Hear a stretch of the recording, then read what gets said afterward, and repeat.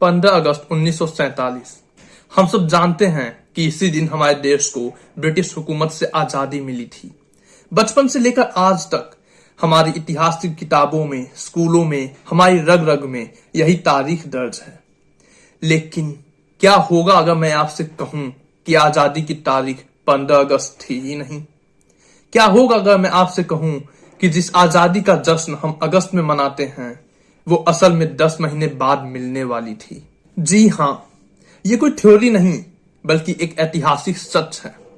20 फरवरी 1947 को ब्रिटिश संसद के अंदर पूरी दुनिया के सामने ब्रिटेन के तत्कालीन प्रधानमंत्री क्लीमेंट एटली ने यह ऐतिहासिक और स्पष्ट घोषणा की थी। उन्होंने कहा था कि ब्रिटिश सरकार भारत को पूरी तरह से आजाद कर देगी, लेकिन इसकी डेडलाइन होगी जून 1948। तो फिर अचानक ऐसा क्या हुआ? ऐसा कौन सा खौफ था, कौन सा दबाव था जिसने अंग्रेजों को अपने ही तय की हुई तारीख से 10 महीने पहले ही भारत से भागने पर मजबूर कर दिया? क्या ये आजादी अंग्रेजों का कोई एहसान था या फिर ये उनके 300 साल की सबसे बड़ी मजबूरी थी? आज हम उस हिडन हिस्ट्री के पन्ने पलटेंगे जो अक्सर मुख्य धारा के इतिहास से गायब कर दिए जाते हैं। आज हम जानेंगे लॉर्ड माउंटबेटन के उस भयंकर अहंकार की कहानी, ब्रिटेन के उस खौफनाक कंगाली का सच और उन गुमनाम भारतीय वीरों की दास्तान जिन्होंने ब्रिटिश संसद की जड़ों को ऐसा हिलाया कि उन्हें अपना बोरिया बिस्तर रातों रात समेटना पड़ा। इस कहानी की असली शुरुआत भारत में नहीं बल्कि 7 समंदर पार ब्रिटेन में होती है। साल था 1945।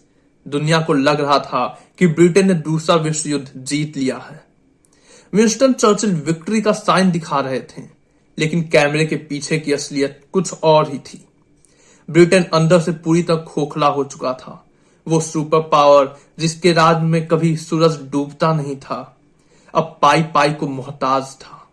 युद्ध ने ब्रिटेन को दिवालिया, बैंकरप्ट कर दिया था।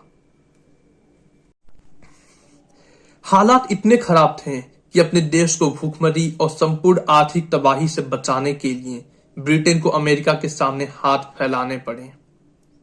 उनके सबसे बड़े इकोनॉमिस्ट जॉन मेनार्ड केन्स ने अमेरिका से $4.33 बिलियन का भारी भरकम कर्जा लिया था। यह कोई मामूली कर्जा नहीं था।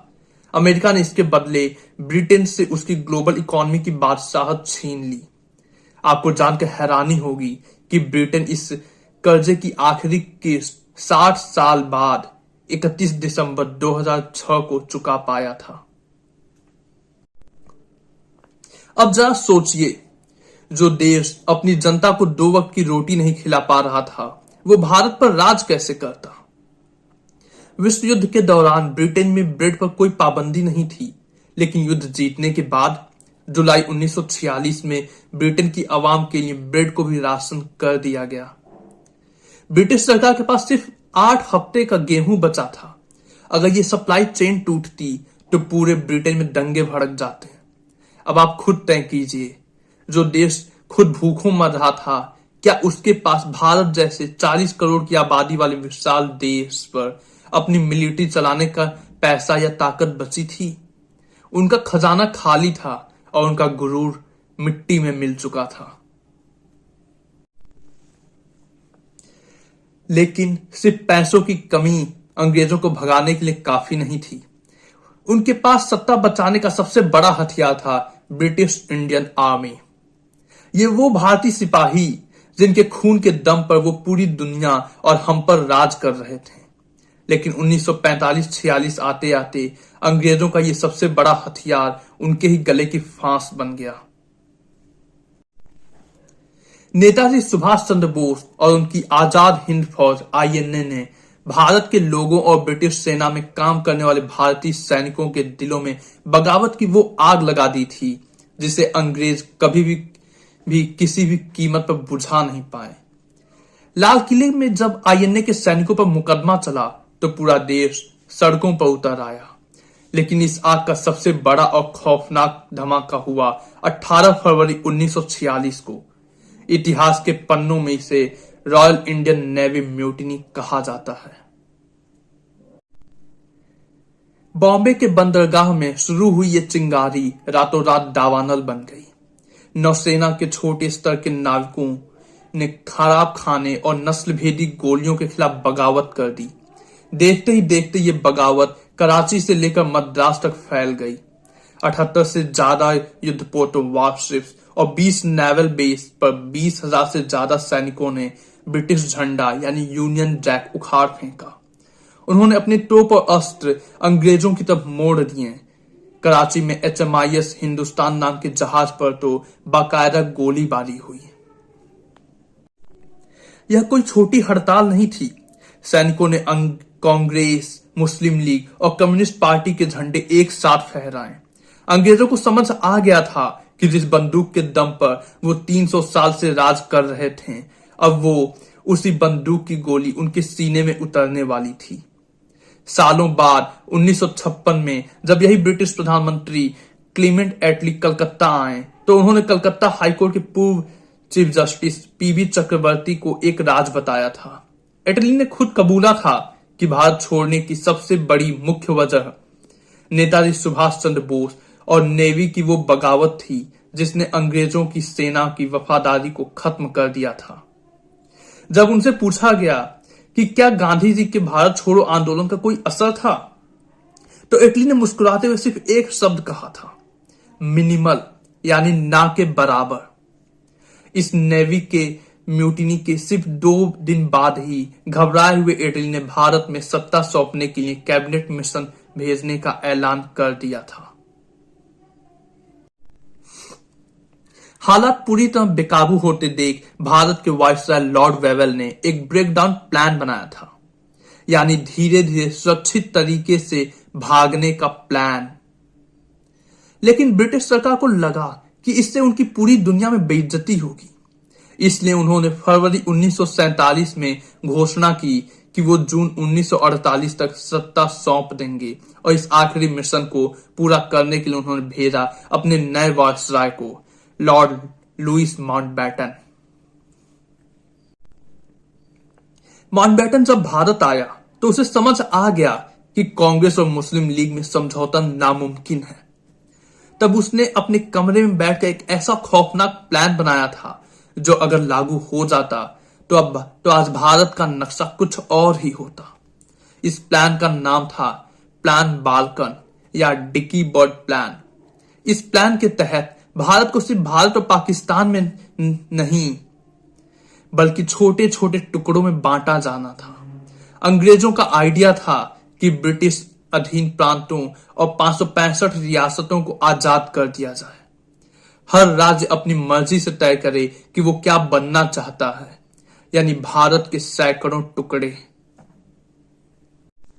जब ये गुप्त प्लान शिमला में जवाहरलाल नेहरू को दिखाया गया तो वे गुस्सा से आग बबूला हो गए। उन्होंने माउंटबेटन को साफ चेतावनी दी थी कि यह प्लान भारत में हमेशा हमेशा के लिए गृह युद्ध और खून खराबा छेड़ देगा। भारत के टुकड़े हो जाएंगे। माउंटबेटन घबरा गया। तब जाकर भारत के एक महान और गुमनाम कूटनीतिज्ञ VP मेनन ने रातों रात एक नया प्लान ड्राफ्ट किया।